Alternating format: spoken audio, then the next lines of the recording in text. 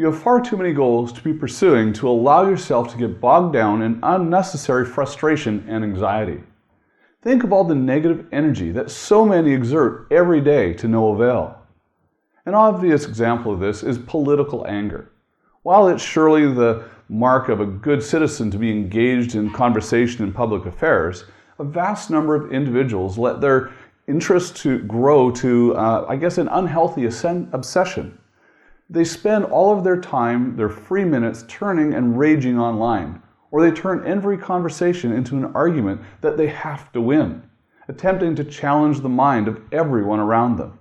It can feel good in the short term to give in to your temptation to wallow in frustration, but what good does it ultimately do you?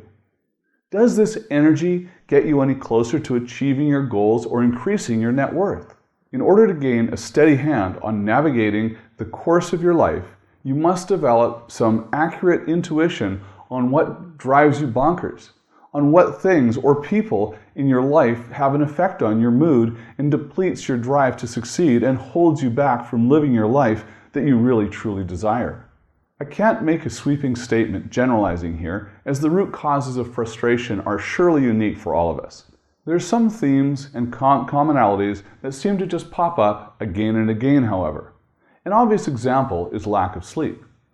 When you are overwhelmed and dismayed by the amount that remains on your to-do list each day, you might think that you are suffering from chronic exhaustion, when in actuality, you're just really in need of some more sleep. Keeping a close eye on your energy levels and how much exercise you are getting is a best practice that is universal for just about all of us, no matter what your background or preferences are. There are plenty of steps you can take to assure yourself a healthy and balanced lifestyle in this regard. For example, make an active decision not to allow unhealthy food into your home to begin with. Don't buy that bag of candy. Make sure that your home is a healthy sanctuary. To that same end, make sure and make it easy to exercise. If you leave out exercise clothes in the morning so that you can make it no excuses that involves too much effort to get ready to go to the gym each day. The essential theme here is to control the inputs in your life and chart your course of your own future, rather than allowing it to be dictated and determined by the events or whims of others. Follow what I like to refer to as the GIGO model. Garbage in, garbage out. It's actually a computer term. The premise here is that some amount of discomfort or inconvenience entering into your life is unavoidable, in the same way that some amount of trash entering your home is unavoidable as well. The best response is the same in that you employ the response of getting the garbage mounting in your kitchen to containing it and disposing of it regularly. So you may be unable to avoid allowing any toxic personalities or unpleasant people into your life. There are plenty of occasions when it's just plain impossible to avoid some modicum of interaction with personality types that cause you some level of irritation.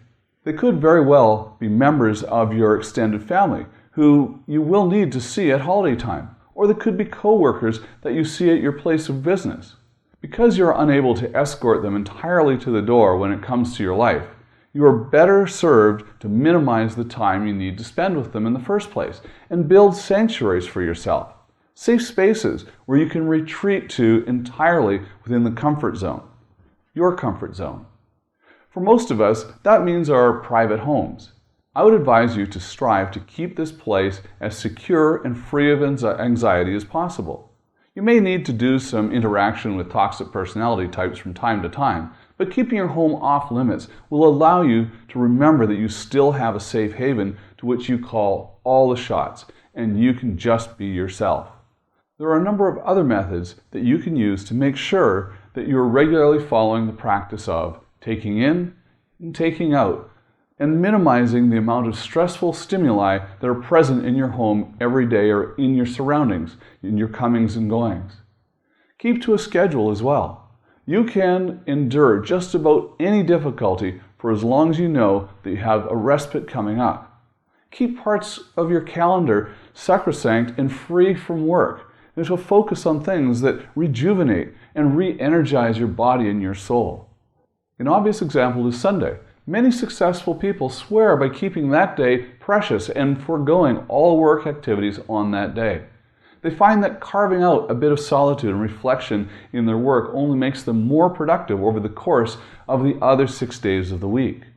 I also suggest that you monitor the content that you allow to come into your life.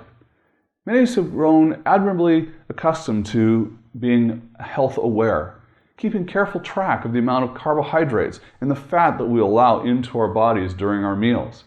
We should exercise the same strain of vigilance when it comes to guarding against allowing unhealthy and negative content into our lives through the media that we consume on a daily basis. We can trace a great amount of our anxiety and feelings of unhappiness to the messages we are bombarded with and the entertainment and the media in which we are necessarily focused on making us feel insufficient. So we must spend more money, buy more things. That's what the media says.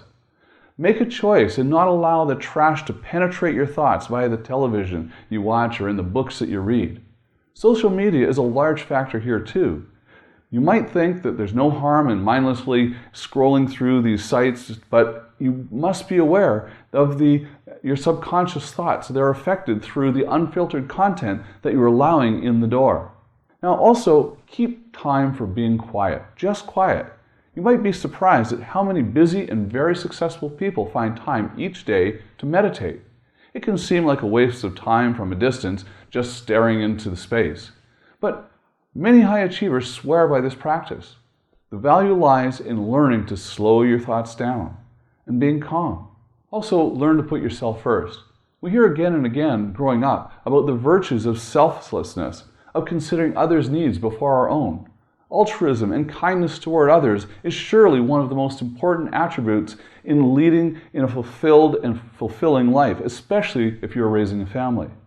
But keep in mind that it's very difficult to serve others and help society if you are in need yourself. Think of the wealthy benefactor who focuses on maximizing profits throughout his career instead of pursuing an occupation that is more conventionally perceived as noble, such as education or social work. The irony is that the capitalist may be able to make more of a significant contribution in the long run by maximizing his earnings and later providing more to charity than he could have on a lower salary. By the same token, consider that putting your own needs and priorities first, you may actually be able to help more people over the long run than if you had burned yourself out trying to be the hero to everyone all the time. So, what steps can you take to mitigate the root sources of stress and frustration in your life right now?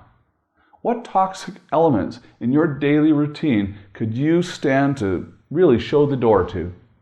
It's possible to be productive and be virtually stress-free. So be sure and visit my website, TonyNewmeyer.com, and register to receive free trainings, articles, and more. And subscribe to my YouTube channel and follow me on Facebook. And always remember, live rich.